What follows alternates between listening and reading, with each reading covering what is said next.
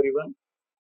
Welcome again to live session of monologue classes. I'm Dinesh Kumar and I will take today's The Hindu news analysis. Today is 17 October 2023. So now we come to the first news, and the first news is Supreme Court refers electoral bonds case to 5 judges constitution bench. 5 judge constitution bench. तो basically सबसे पहला question ये आता है कि bench जो है supreme court में कितने प्रकार की होती है, ये भी समझ लेते हैं। और ये न्यूज है कि सुप्रीम कोर्ट ने इलेक्टोरल बॉन्ड केस को 5 जज की बेंच को रेफर कर दिया है। फिर हम इसके लीगल इश्यू को देखेंगे। नाउ सुप्रीम कोर्ट में एक बेंच होती है सिंगल बेंच। सिंगल बेंच में एक ही जज होते हैं, ठीक है। दूसरी बेंच होती है डबल बेंच जिसमें 2 जजेस होते हैं। और इसके अलावा जो थर्ड बेंच होती है it is called constitutional bench. लेकिन कॉन्स्टिट्यूशनल बेंच की रिक्वायरमेंट ये है कि वहां पर मिनिमम 5 जजेस होने मैंडेटरी है। तो कॉन्स्टिट्यूशनल बेंच कौन सी बेंच होती है? जिस बेंच में 5 जजेस मिनिमम होते हैं, that bench is called a constitutional bench. अब हम आते हैं इस न्यूज पर कि ये न्यूज क्यों इंपॉर्टेंट है।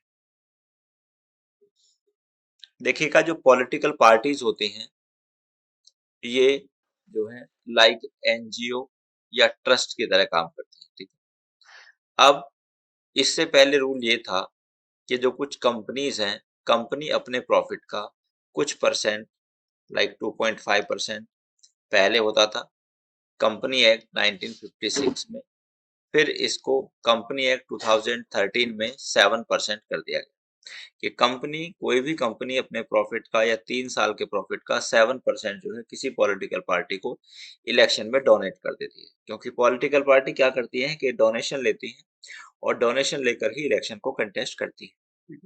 अब गवर्नमेंट एक दूसरी स्कीम लाई जिसको हम बोलते हैं इलेक्टोरल बॉन्ड। अब ये इलेक्टोरल बॉन्ड क्या है कि इसको पहले ये एप्रीहेंशन थे कि ट्रांसपेरेंसी नहीं है और जो ब्लैक मनी है वो यूज होती है इलेक्शंस में। पहले एप्रीहेंशन ये थे। इसमें क्या कर दिया कि इसको गवर्नमेंट ने व्हाइट मनी कर दिया।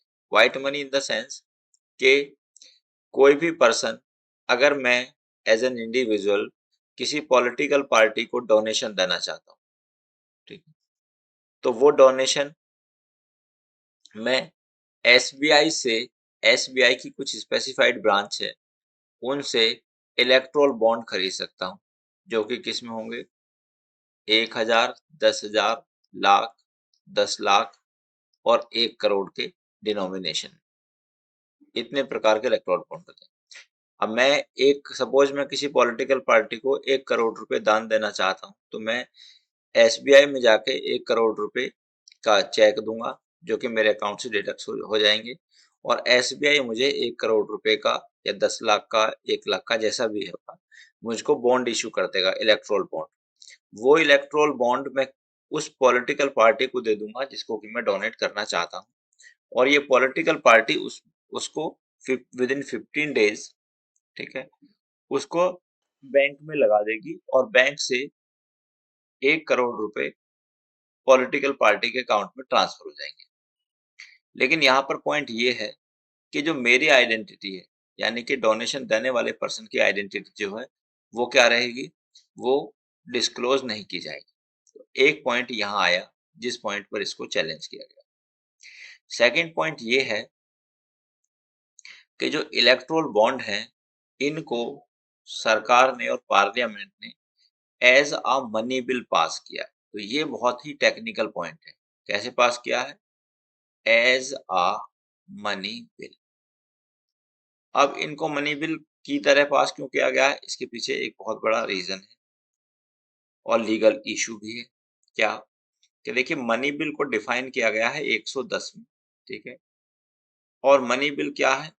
तो मनी बिल में डिफाइन किया गया कि जनरली जो मनी से संबंधित बिल है means imposition of tax, reduction of taxes और चेंज इन टैक्सेस, ये सारे बिल जो यानी कि पैसों से संबंधित बिल को हम मनी बिल बोलते हैं। This is the general definition as per article 110 of the constitution of India.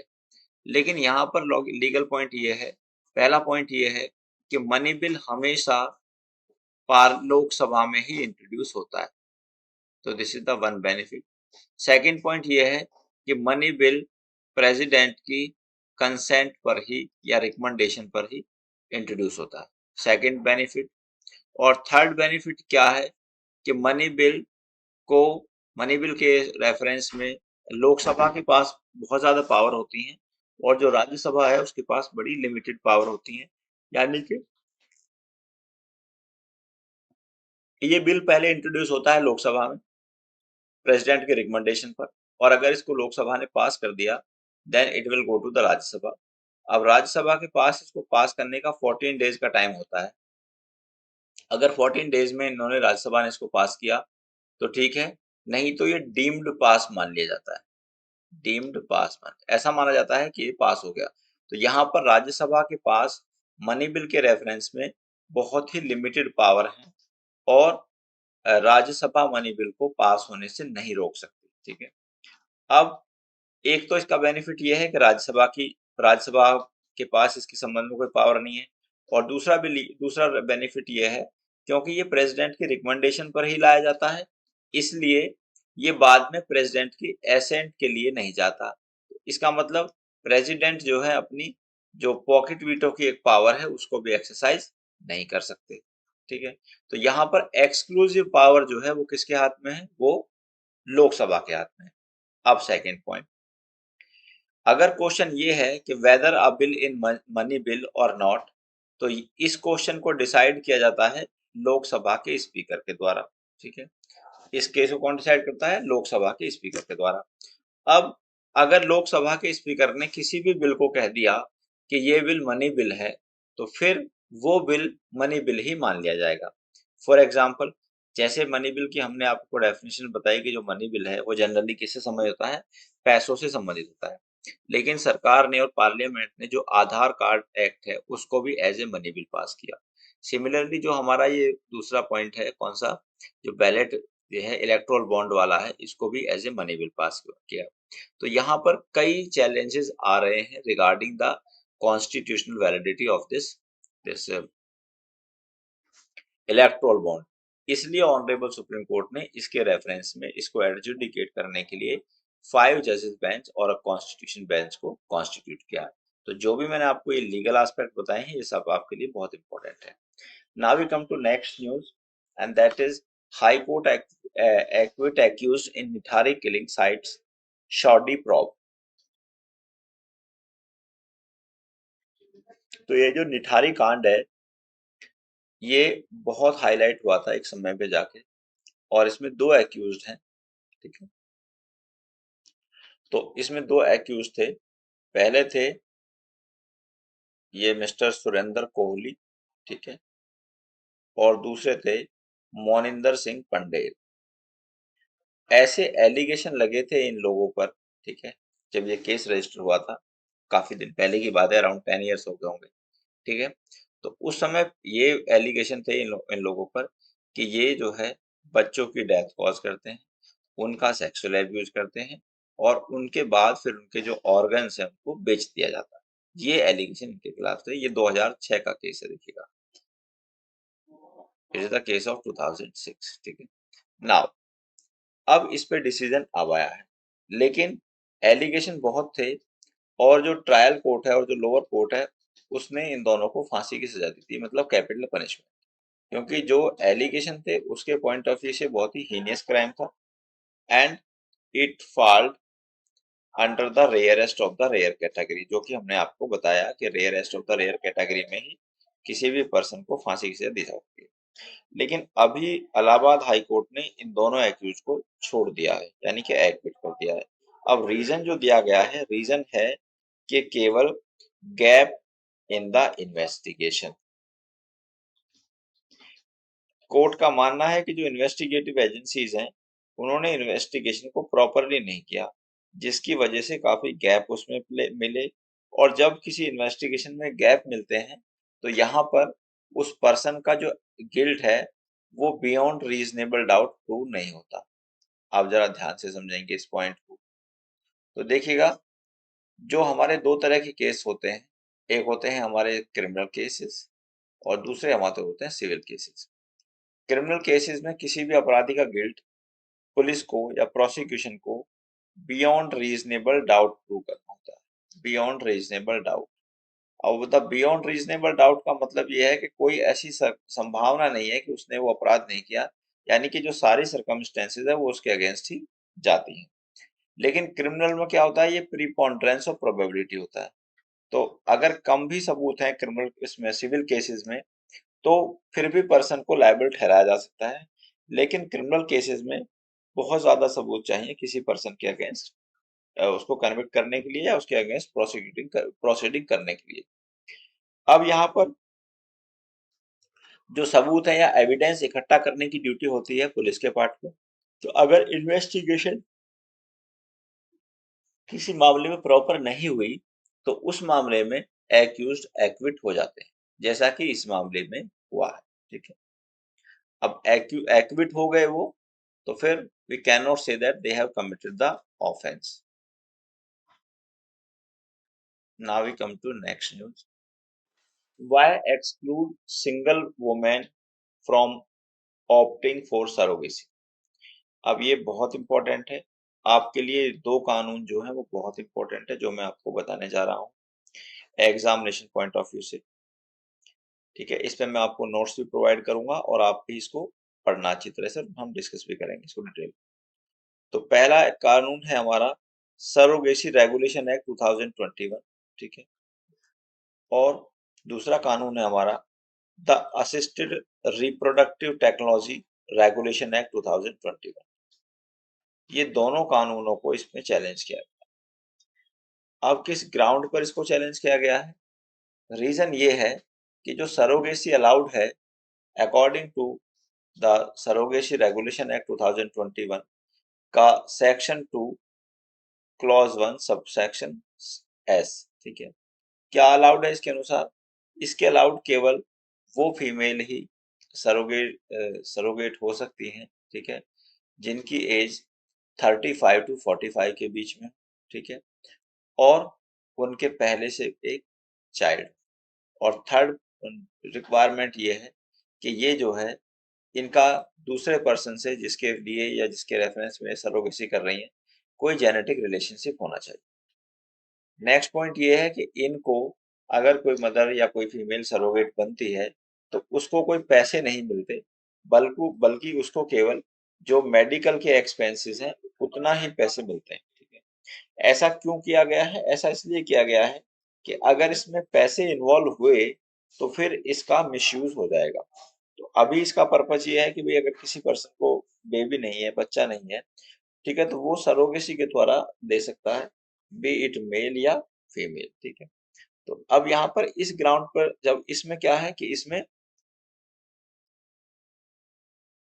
Single women यानी कि जो शादीशुदा वुमेन नहीं है, भले ही उनकी एज 35 टू 45 में फॉल करती है, तो उनको इससे एक्सक्लूड किया गया है। तो इसी ग्राउंड पर इसको चैलेंज किया गया कि ये जो प्रोविजन है यानी कि जो सेक्शन 21S है, ये आर्टिकल 14 और आर्टिकल 21 के अगेंस्ट है, क्योंकि it is not a reasonable classification. तो आप सिंगल वुमेन को यानी कि जिस अनमैरिड वुमेन को तो आप इसमें नहीं ले रहे हैं और आप मैरिड वुमेन को ले रहे हैं। तो यहाँ पर it is the violation of this fundamental right under article 14 and 21 of article 21 of constitution of India. क्यों? क्योंकि कोर्ट ने ये कह रहा है कि भाई ये रीजनेबल क्लासिफिकेशन नहीं है, यानी कि आपने एक मैरिड और अनमैरिड वुमेन में क्लासिफिकेशन किया, but this is not a reasonable classification as I discussed with you in the classes article 14 and 20। तो this is very important and इससे संबंधित जो वो है आपके कानून है ये भी बहुत ज्यादा इंपॉर्टेंट है। ठीक है,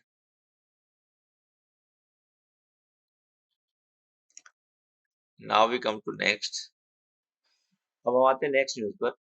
the Indian Himalayan region needs its on EIA। अब ये EIA का बहुत इंपॉर्टेंट टॉपिक है और ये जो इंपॉर्टेंट है ये है important GS point of view से। ठीक है, तो इसमें ऑथर क्या कह रहे हैं, एआईए की फुल फॉर्म पहले हम देखते हैं, environment impact assessment.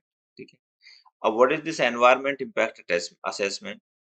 Environment impact assessment एक प्रोसीजर है which defines by the United Nations Environment Program.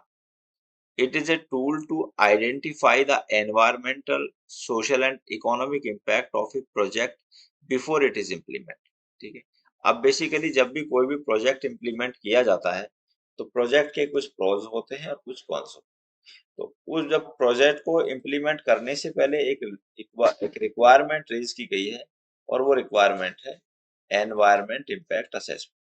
तो यानी कि इस प्रोजेक्ट को इम्प्लीमेंट करने से एनवायरमेंट पे क्या-क्या नेगेटिव एस्पेक्ट या नेगेटिव इफेक्ट पड़ेंगे, ये होता है एनवायरमेंट इम्पैक्ट असेसमेंट। अब ये कह रहे हैं ऑथर इसमें कि हिमालयन रीजन के लिए एक नया एनवायरमेंट इम्पैक्ट असेसमेंट होना चाहिए। ऐसा क्यों कह रहे हैं? क्योंकि जो हिमालय रीजन है वो बहुत ही वैल्यूबल है। अभी एट प्रेजेंट क्या है हमारे देश में? हमारे देश में जो एनवायरमेंट इम्पैक्ट असेसमेंट है वो स्टेट गवर्नमेंट करती है, ठीक है? और स्टेट गवर्नमेंट जो उनको करती है तो वहां पर जो एनवायरमेंट असेसमेंट इम्पैक्ट असेसमेंट का जो क्राइटेरिया है वो इक्वल है प्लेन एरियाज के लिए और हिल एरियाज के लिए। जबकि जो वैल्यू के पॉइंट ऑफ व्यू से अगर हम देखें तो जो हिल एरियाज हैं हमारे लाइक हिमालय रीजन, बहुत सारी जड़ी बूटियां, बहुत सारी मेडिसिन वहां पर पाई जाती हैं, ठीक है, वो सिमिलर है। तो यहाँ पर ऑथर ने ये कंसर्न रेज किया है कि अगर हम सिमिलर रखेंगे तो वो that would not be beneficial. Rather यहाँ पर दोनों तरह के यानी कि हिमालय रीजन के लिए एक अलग स्टैंडर्ड होना चाहिए और जो हमारे प्लेन रीजन है उनके लिए एक अलग स्टैंडर्ड होना चाहिए। अगर हम ऐसा नहीं करेंगे तो जो हमारे हिमालयाज हैं उसकी हम वैल्यू को या उसको हम नेगेटिवली अफेक्ट करेंगे। ठीक है, now we come to next, confronting the long term risk of artificial intelligence. तो आर्टिफिशियल इंटेलिजेंस का जो रिस्क है उसको कैसे मेजर करें, ये सब बात इसमें करते हैं। ठीक है, तो यहाँ पर क्या है कि आर्टिफिशियल इंटेलिजेंस एक नई टेक्नोलॉजी है। अब इस टेक्नोलॉजी से संबंधित ना तो हमारे पास बहुत ज्यादा कुछ रूल्स एंड रेगुलेशंस और ना हम इसके प्रोज एंड कॉन्स को बहुत ज्यादा जानते। अभी हम इसको यूज कर रहे हैं अपने एक बेनिफिट के लिए। लेकिन अब यहाँ पर ये कह रहा है कि अगर आर्टिफिशियल इंटेलिजेंस, ठीक है, एआई अगर बायोटेक्नोलॉजिकल बायोटेक्नोलॉजी के साथ ये मिक्स कर दी गई, ठीक है, तो यहाँ पर इसके ड्रास्टिक कॉन्सिक्वेंसेस होंगे। ठीक है, क्यों होंगे? क्योंकि ये it can manipulate human emotions, thought and desire. ठीक है, तो इसलिए ये इसका एक एप्रीहेंशन है और इसलिए इसको रेगुलेट करने की आवश्यकता है। तो जब भी हम कोई नई टेक्नोलॉजी लाते हैं तो उसके हमें केवल बेनिफिट ही नहीं देखने होते, उसके हमें डिसएडवांटेज को भी ध्यान में रखना होता है। सेकंड पॉइंट क्या है कि ये एप्रीहेंशन है कि जो एआई है वो मैल फंक्शन कर सकती है। ठीक है, यानी कि ये जो फंक्शन है इसके वो प्रॉपर्ली ना करे। अब जैसे एआई का यूज बहुत ज्यादा हमारी जो एसेंशियल चीजें हैं उसमें कई बार होता है। ठीक है, तो वहां पर जैसे कि वाटर, ठीक, और इलेक्ट्रिसिटी, अब ये दोनों जो है एआई इनमें यूज होता है। ठीक है, अब अगर एआई जब इनमें वाटर में और इलेक्ट्रिसिटी में यूज हो रहा है और अगर वो उस टाइम पर मैल फंक्शन करने लगे, ठीक, तो इनकी क्वालिटी क्या होगी? तो इनकी क्वालिटी यानी कि फॉर एग्जांपल अगर पर्टिकुलरली वाटर की बात करें, अगर वाटर प्यूरिफिकेशन के लिए हम एआई का यूज करते हैं या किसी और पर्पज के लिए एआई का यूज करते हैं और वो एआई मेल फंक्शन करता है, मतलब प्रॉपरली फंक्शन नहीं करता है, तो अब इस वाटर को बहुत सारे करोड़ों लोग पिएंगे तो जिससे कि उनको दिक्कत हो सकती है। तो हमको एक एरिया ये है जिसको हमको इसको ध्यान में रखना चाहिए। ठीक है, नेक्स्ट ये है कि जो एआई है हमारा, इसको हमें ग्लोबली या यूनिवर्सली एक्सेप्टेबल नॉर्म से जोड़ना चाहिए। ठीक है, तो अब अगर एआई के रेफरेंस में अगर हम इंडिविजुअल लेवल पर या इंडिविजुअल कंट्री लॉ बनाता है तो वो इतने इफेक्टिव नहीं होंगे क्योंकि एआई जो है एक ग्लोबल टेक्नोलॉजी है। ठीक है, तो इसके लिए हमें जो ग्लोबल लेवल पर एक यूनिफॉर्म लॉ बनाने की आवश्यकता है जो कि इसके हर एस्पेक्ट को डील कर सके। अब हमारे देश में जी और ग्लोबली इसको रेगुलेशन की जो है रेगुलेशन करने वाले जो है कानून वो नहीं है, ठीक है। तो अब जब तक एआई का रेगुलेशन नहीं होगा तो हम इसको इफेक्टिवली यूज नहीं कर पाएंगे, क्योंकि somebody में मिसयूज इट एज वेल। अब नेक्स्ट क्या है हमारा कि इसमें इंटरनेशनल कोलैबोरेशन की आवश्यकता है। किसकी आवश्यकता है? International collaboration. तो यानी कि एआई को रेगुलेट करने के लिए जो लॉ है वो कोई एक पर्टिकुलर कंट्री ना बनाए, बल्कि इनके रेगुलेट करने के लिए लॉ जो है वो ग्लोबली बनने चाहिए और कोलैबोरेशन के साथ बनने चाहिए। यानी कि एक दूसरे यानी कि सभी कंट्री एक साथ मिलकर आए और इस पे कुछ ऐसा यूनिफॉर्म लॉ बनाए जो कि इसको रेगुलेट कर सके और इसके हर एस्पेक्ट को ध्यान में रखते हुए। हाँ, SC verdict on same sex marriage case slitted today.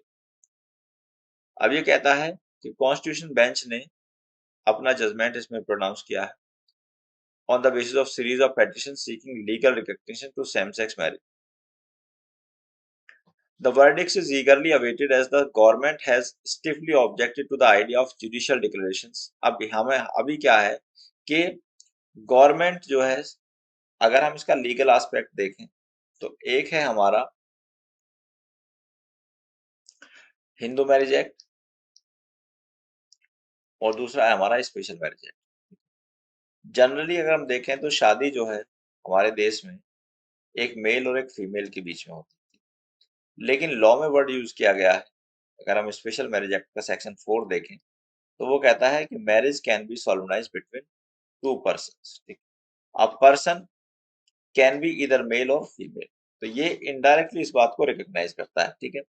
अब यहाँ पर ये जो एलजीबीटी कम्युनिटी के लोग हैं या जो और लोग हैं जो इसका फेवर करते हैं, उनकी कंटेंशन ये है कि it has been recognized in the law itself, और वो कहता है कि marriage can be solemnized between two persons, ठीक है। तो इसको भारत में मान्यता देनी चाहिए। लेकिन इस पर जब सरकार से रेस्पॉन्स पूछा तो गवर्नमेंट ने कहा कि इसको मान्यता नहीं देनी चाहिए। although the word person is mentioned although word person is mentioned in the special marriage act, लेकिन इसको मान्यता देने से पहले हमें अपना थोड़ा सा ये देखना चाहिए कि इसके सोसाइटी पर क्या इफेक्ट पड़ेंगे। although it may be recognized or it might have been recognized in various European countries or like USA, ठीक है।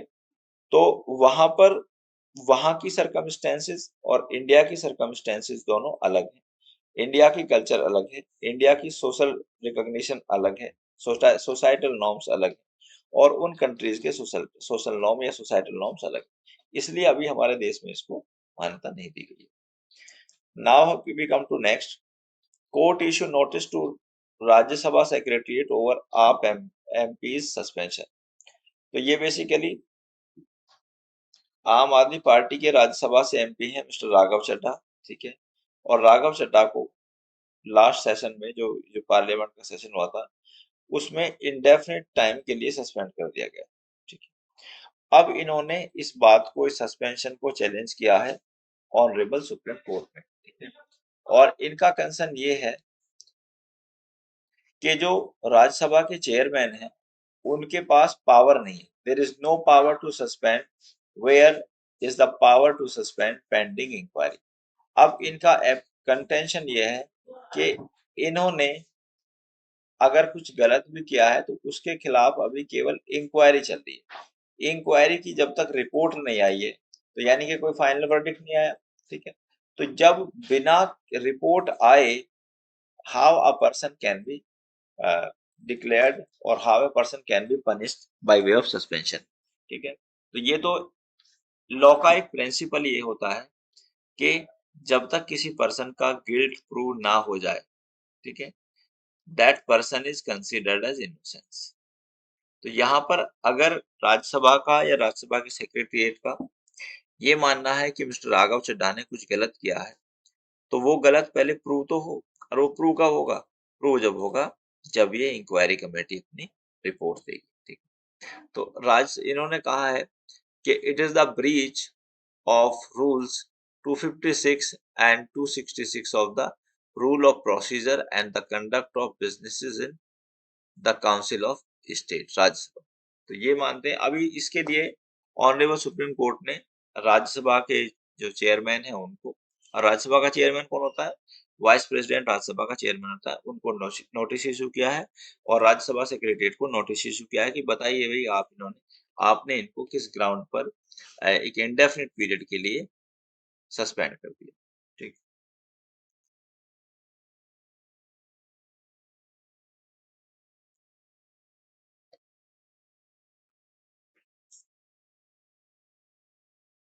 Now we come to next news. Court declines abortion plea, says it cannot stop heartbeat of viable fetus. ठीक है। तो again ये medical termination of pregnancy act आया। ठीक है।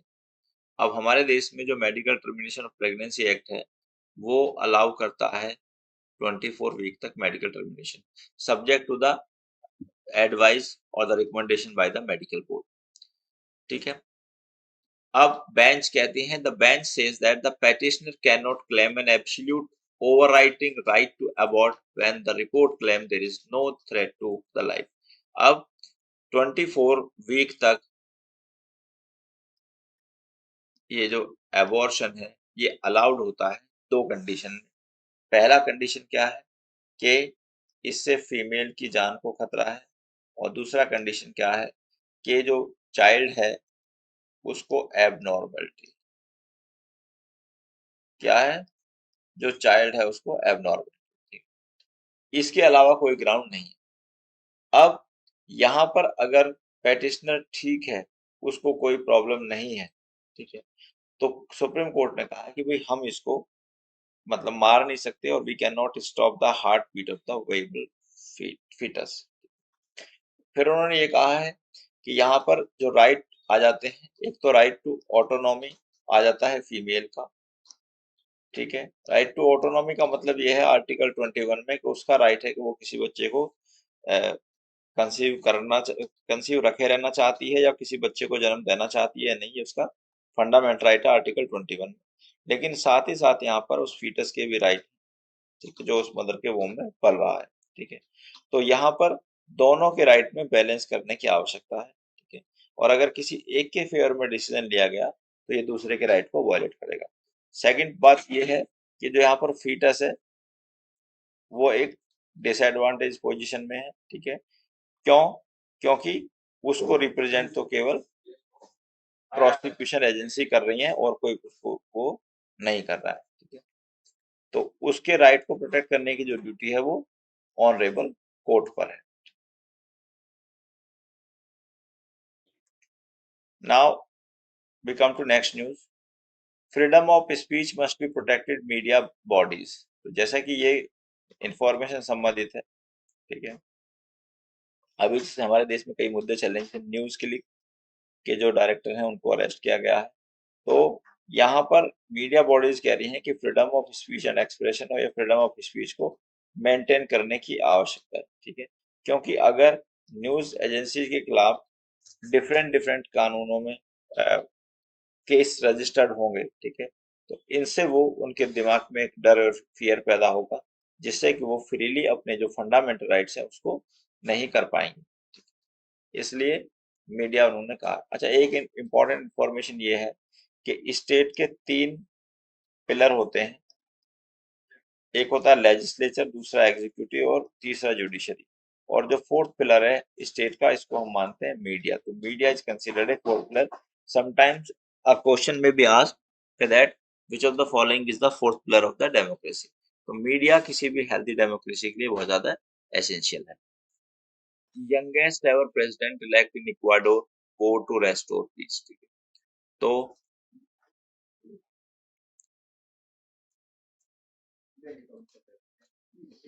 Daniel Noboa 35 year के हैं। ठीक है। ये इंपॉर्टेंट इंफॉर्मेशन है।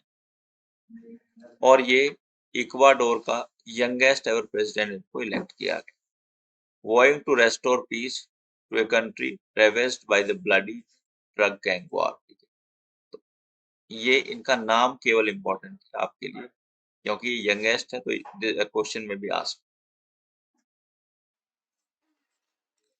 So that's all for today, my dear students. I will come again with the next such news analysis. Till then, thank you very much. Goodbye.